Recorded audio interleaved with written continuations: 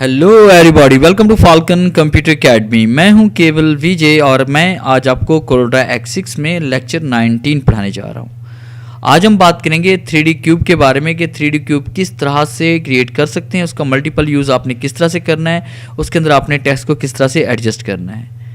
Lecture start करने से पहले आप हमारा चैनल सब्सक्राइब कर लें और बेल के आइकन पर क्लिक करें ताकि आने वाली जितनी भी वीडियोज़ हैं उनकी नोटिफिकेशन आप तक पहुँच सकें।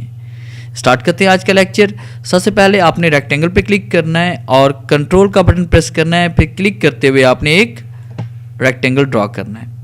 उसके बाद F2 प्रेस करें, जूम इन करें।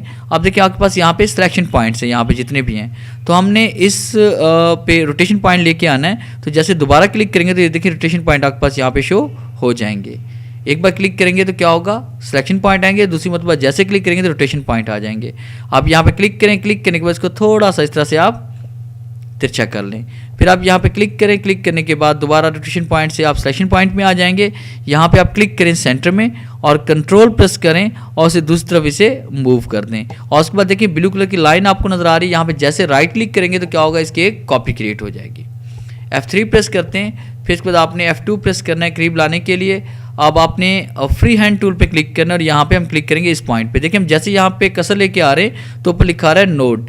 आप जैसे यहाँ पे क्लिक करेंगे और उसके बाद आपने यहाँ से अंदाजन आपने इस जगह क्लिक करना है, फिर यहाँ पे क्लिक करते हैं, फिर उसके बाद आपने इस जगह क्लिक करना है, फिर आप यहाँ पे क्लिक करें, फिर उसके बाद आपने इस जगह क्लिक करना है, फिर यहाँ पे क्लिक करेंगे, फिर आपने इस पॉइंट को इस साथ जोड़ देना है।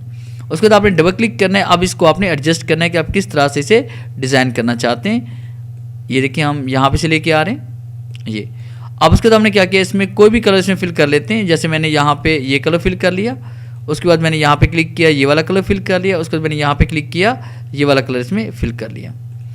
अब ये तीनों कलर फिल करने के बाद F3 प्रेस करते हैं। अब इसके ऊपर आप कोई टेक्स्ट लिखना चाहते हैं, कोई अल्फ़ाबेटिक लिखना चाहते हैं। जैसे हमने यहाँ पे क्लिक किया टेक्स्ट पे और उसके बाद मैंने टाइप किया यहाँ पे A, और ए टाइप करने के बाद आपने यहाँ पे क्लिक करते हुए इसका साइज़ बड़ा कर लेना है। और उसके बाद इस पर कोई बोल्ड आपने कोई इसमें इफेक्ट अप्लाई करना है, अपना फाउंड स्टाइल में अप्लाई करना है। फिर यहाँ पे क्लिक करते हैं, राइट क्लिक करें, इसकी कॉपी बना लें, डबल क्लिक करें और फिर यहाँ पे टाइप कर लेते हैं बी।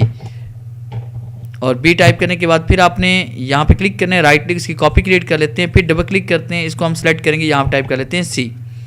और उसके बाद हमने इस तहरीर को इसके ऊपर एडजस्ट करना है। जैसे मैं यहाँ पे ए लिखना चाह रहा हूँ, मैं देखिए यहाँ पे ए नहीं एडजस्ट होगा, यहाँ पे ए नहीं एडजस्ट हो रहा हमारे पास। तो हमने क्या करना है, इसके लिए आपने इफेक्ट पे आना है। इफेक्ट पे क्लिक करने के बाद आपने ऐड पर्सपेक्टिव पे क्लिक करना है। अब जैसे हम ऐड पर्सपेक्टिव पे क्लिक करेंगे तो इसके ऊपर एक ग्राफ सा आ जाएगा। अब यहाँ पे क्लिक करना है, इस पॉइंट को आपने इसके साथ जोड़ देना है, फिर इस पॉइंट को आपने इसके साथ जोड़ देना है, फिर इस पॉइंट को आपने इसके साथ जोड़ देना है और इस पॉइंट को आपने इसके साथ जोड़ देना है। और फिर आपने पिक टूल पे क्लिक करना है और उसके बाद आपने शिफ्ट के साथ, अब देखिए जैसे हम यहाँ पे क्लिक करेंगे तो आपने शिफ्ट के साथ इसको रिसाइज थोड़ा सा कर लेंगे। तो देखिए ए हमारा यहाँ पे लिखा गया।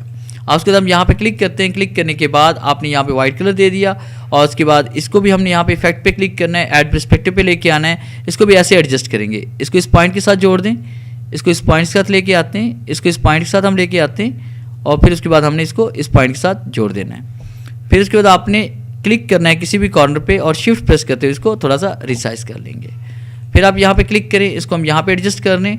फिर आपने इफेक्ट पे क्लिक करना है, ऐड पर्सपेक्टिव पे आना है, इस पॉइंट को इसके साथ जोड़ देंगे, इस पॉइंट को इसके साथ आपने अटैच करना है और उसके बाद यहाँ पे इसके साथ अटैच करते हैं और इसको इसके साथ हम अटैच कर लेते हैं। और फिर उसके बाद आपने यहाँ कॉर्नर पे क्लिक करना है, शिफ्ट प्रेस करते हुए इसको भी रिसाइज कर लेंगे।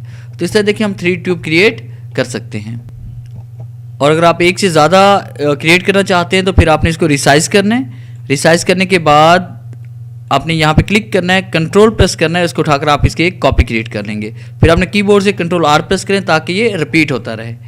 अब इन पांचों ऑब्जेक्ट्स को आप सेलेक्ट करें, इसको रिसाइज करें और उसके बाद आप यहाँ पे क्लिक करें। ये देखें इस तरह से आपने इसको एडजस्ट करना है, राइट क्लिक करें, कॉपी बना लेते हैं, यहाँ पर राइट क्लिक करते हैं, इसकी एक कॉपी क्रिएट कर लेते हैं और उसके बाद यहाँ पे क्लिक करते हैं, इसकी भी हम एक कॉपी क्रिएट कर लेते हैं। इस तरह जितनी चाहे आप इसकी कॉपीज क्रिएट कर सकते हैं और इस तरह की शेप भी आप इसमें बना सकते हैं। F4 प्रेस करते हैं इसको करीब लाने के लिए। तो ये था हमारा आज का लेक्चर जिसमें हमने पढ़ा कि 3D क्यूब हम किस तरह से क्रिएट कर सकते हैं और उसके अंदर कलर किस तरह से फिल कर सकते हैं और उसके अंदर टेक्स्ट हम किस तरह से टाइप करते हैं। अगर आपको हमारी ये वीडियो अच्छी लगी हो तो काइंडली से लाइक करें, शेयर करें और कमेंट्स ज़रूर दिया करें। थैंक्स।